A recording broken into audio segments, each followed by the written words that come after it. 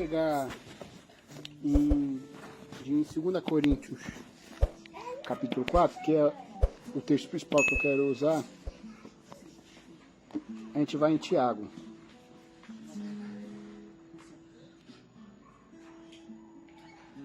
Vai ter até fundo musical,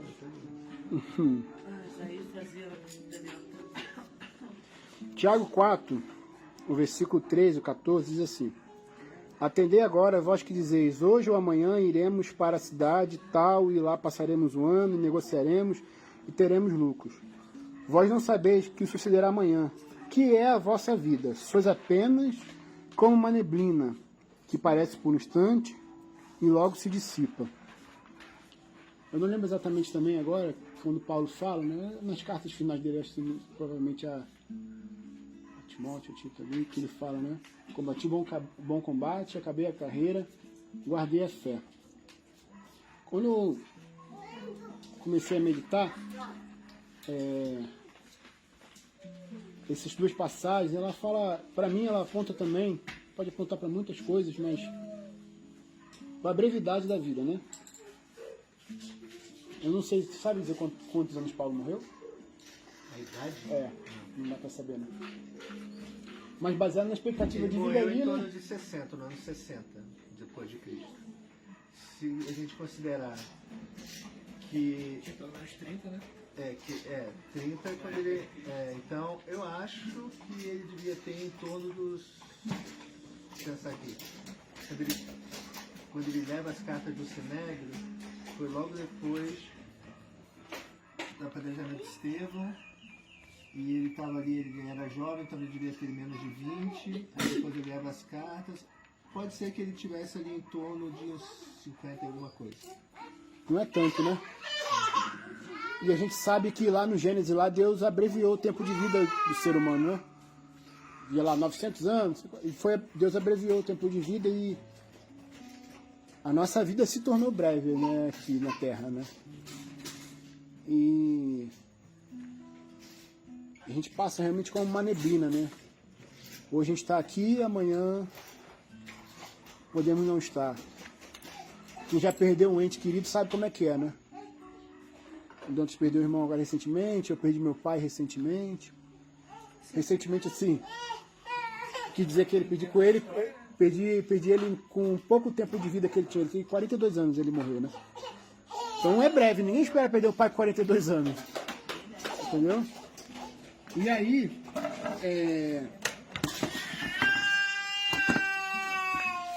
brevidade da vida, né?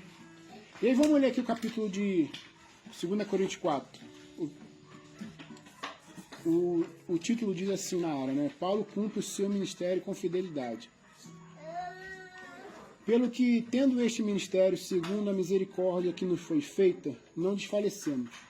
Pelo contrário, rejeitamos as coisas que por vergonhosas se ocultam, não andando com astúcia nem adulterando a palavra de Deus, nos recomendamos à consciência de todo homem, na presença de Deus, pela manifestação da verdade.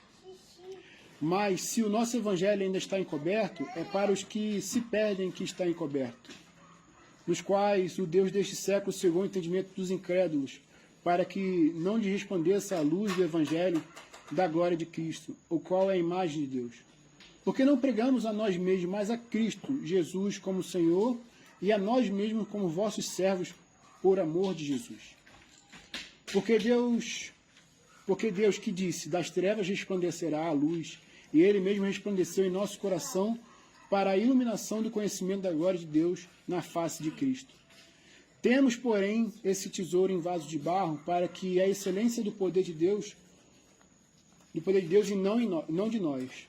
Em tudo somos atribulados, porém não angustiados, perplexos, porém não desanimados, perseguidos, porém não desamparados, abatidos, porém não destruídos, levando sempre no corpo morrer de Jesus, para que também a sua vida se manifeste em nosso corpo.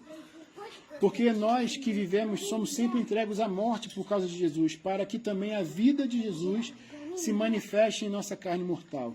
De modo que em nós opera a morte, mas em vós a vida. Tendo, porém, o mesmo espírito de fé, como está escrito, eu criei, por isso é que falei. também nós cremos, por isso também falamos, sabendo que aquele que ressuscitou o Senhor Jesus também nos ressuscitará com Jesus e nos apresentará convosco. Porque todas as coisas existem por amor de vós, para que a graça, multiplicando-se, torne abundante as ações de graças por meio de muitos, para a glória de Deus. Por isso não desanimamos, pelo contrário, mesmo que o nosso homem exterior se corrompa, contudo, o nosso homem interior se renova de dia em dia, porque a nossa leve e momentânea tribulação produz para nós eterno peso de glória, acima de toda a comparação. Não atentando nós nas coisas que se veem, mas nas que não se veem, porque as que se veem são temporais e as que se não veem são eternas. E a pergunta que eu faço para os irmãos aqui, uma pergunta retórica, é se os irmãos já morreram hoje. Se a gente já morreu de alguma forma hoje. Porque eu falei aqui no início da brevidade da vida, né? A morte carnal da gente, né? Mas existe uma morte diária que tem que acontecer, né? A gente cantou aqui, existem vontades que tem que morrer. A gente cantou aqui Quem Sou Eu, né? Somos como a brisa, né? Que passa e vai embora mesmo. E aqui Paulo está recomendando aos Coríntios, porque fui dar uma estudada, né? Fui lá no Bible Project, né? Para lembrar do contexto e tudo mais. Aqui ele está recomendando de novo aos Coríntios, né? Mais uma vez ali, ó, estava vindo outras pessoas com outro evangelho ali diferente. E ele começa a falar de tudo que ele tinha vivido com aquele povo ali, que ele tinha passado, né? Como ele tinha se doado por aquele povo, né? Ele fala aqui no versículo 2, como ele, ó, pelo contrário, rejeitamos as coisas que por vergonhosas se ocultam, não andando com astúcia nem adulterando a palavra de Deus, antes nos recomendando a consciência de todo homem na presença de Deus pela manifestação da verdade. Paulo estava dizendo assim, ó, eu estou falando aqui, é a verdade, não é esse evangelho falso que estão trazendo para você. E a gente aqui não quer ocultar nada. Não quer uma palavra de mentira que é oculta, que ninguém... E ele continua, né? No versículo 5 ele fala assim, ó, porque não pregamos a nós mesmos, mas a Cristo, Jesus como Senhor, e a nós mesmos como vossos servos por amor de Jesus.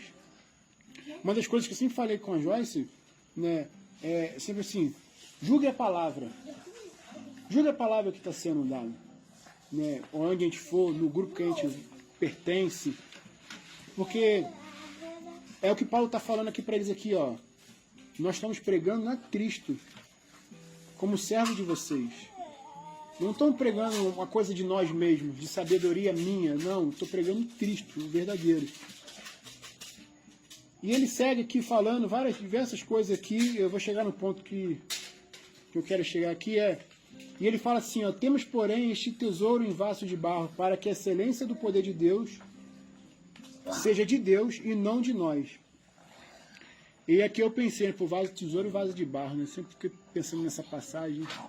Realmente, se você botar um vaso de barro aqui sem pintura, sem nada, valor nenhum ele tem. E aqui acho que acredito que o que Deus está comunicando para a gente aqui, é que nós somos o vaso de barro. Em nós mesmos não temos valor nenhum para passar algo para alguém, para comunicar algo para alguém. Mas aquilo que ele está gerando em nós é que gera o valor desse vaso de barro. Paulo está se comparando aqui, talvez, assim, ó, eu em mim talvez não tenha nada, por mais que eu tinha tanto conhecimento, tanta sabedoria, romano, zeloso da lei, mas é como a gente sempre falou, né? Tudo que eu considero como uma base, um adubo ali para viver o que eu vivo hoje. Né? E aí ele começa falando aqui no versículo 8, que acho que é o que a gente vive constantemente, que é o cristão vive, né? Que em tudo nós somos atribulados, porém não angustiados, perplexos, mas não desanimados, perseguidos, porém não desamparados, abatidos, mas não destruídos, levando sempre no corpo o morrer de Jesus, para que também a sua vida se manifeste em nosso corpo. Paulo fala muito disso, né, de participar do sofrimento de Cristo. E participar do sofrimento de Cristo, eu acredito que é viver como ele viveu, se doando, morrendo para si mesmo. Por isso que eu fiz a pergunta, os irmãos já morreram hoje? Será que eu já morri hoje para alguma coisa? Porque olha o que Paulo fala aqui no versículo 11 e no 12. Porque nós que vivemos somos sempre entregues à morte por causa de Jesus, para que também a vida de Jesus se manifeste em nossa carne mortal, de modo que em nós opera a morte, mas em vós a vida. Ele está falando para os coríntios, eu estou morrendo para que vocês tenham vida. Então quando eu morro, nos meus desejos, nas minhas vaidades, eu gero vida no meu filho, eu gero vida na minha esposa, eu gero vida no meu amigo. Não adianta, a gente fala que, como a gente cantou aqui, existem vontades que tem que morrer. A gente pode até extrapolar, a nossa vida é uma vida de morrer todo dia. Morrer para as nossas vontades, porque, caramba, quando a gente conta o sentido e o propósito, né, entende a nossa natureza, nosso propósito, que é para além de nós. Você viu o filme, viu que fala no filme, né, daquele da Ordinários Angels, né, Uma Vida Extraordinária. Encontrar razão, ela vai nos a personagem no filme vai nos Alcoólicos Anônimos e lá eles falam isso, né? Encontre razão e propósito para além de você. Esse para mim é o sentido da vida do cristão, encontrar razão e propósito além de mim, sempre. E por muitas vezes a gente vai tendenciar a não querer fazer isso, a ter orgulho, a ter vaidade, né? Mas esse morrer diário, quem ensina pra gente é Cristo, né? É Cristo que ensina pra gente, porque como fala Filipenses, né?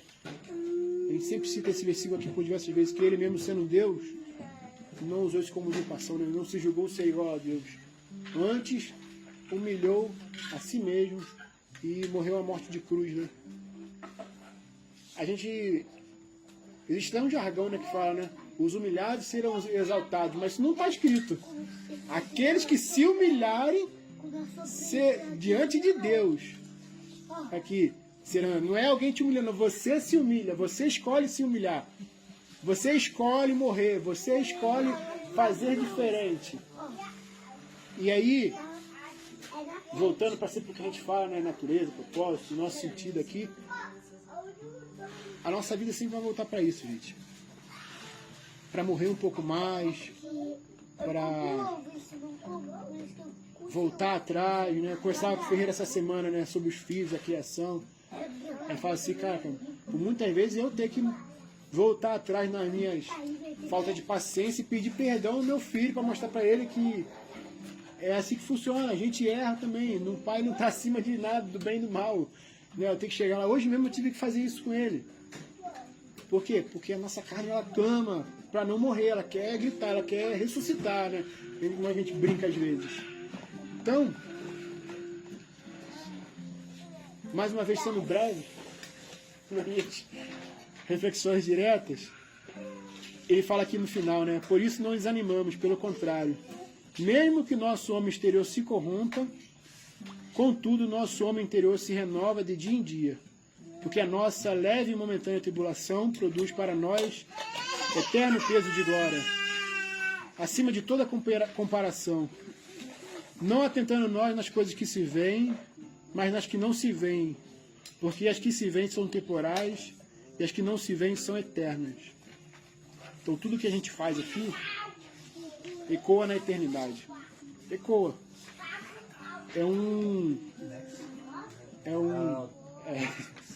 É uma verdade isso, entendeu? Porque é só a gente olhar para o passado. Mesmo com todos os erros, tem coisas na nossa família que ecoam até hoje nas nossas vidas. Seja no trabalho duro do teu pai, seja no exemplo de humildade que era do meu pai. Pessoas que às vezes não entendiam o evangelho, mas tinham uma graça comum sobre eles. E cabe a gente perpetuar aquilo que é de bom e trazer mais coisas ainda daquilo que a gente está sendo, daquilo que a gente está entendendo hoje, né? Então, que a gente realmente morra dia após dia.